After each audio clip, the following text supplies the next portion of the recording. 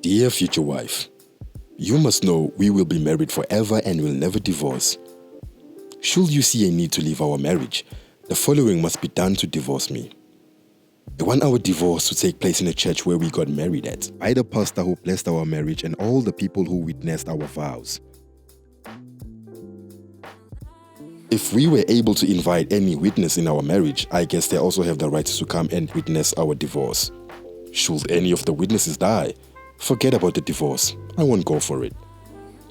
I want all my money I've spent on our wedding celebration, catering, food, drinks, and rings.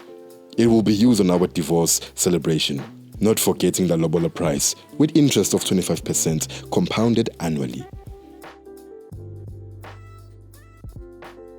7 goats and 2 cows must be slaughtered to cleanse your shame of disappointing my ancestors with our divorce.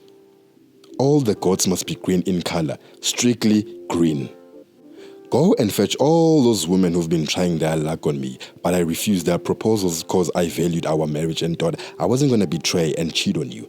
Please go talk to them on my behalf. I want them all. Your uncles who were negotiating your lobola negotiation price must be there to renegotiate my refund. If one of the uncles who was there on the negotiations had passed away or something, forget about the divorce. I want him there. After finishing all the things above, I want a sour moon. Take me to the place where I took you for our honeymoon and spend the same period of time we spent on our honeymoon. Better pray that we find the same people we found there. Should we find different people, forget about the divorce. Yours truly, your future husband, Sphelele Cele.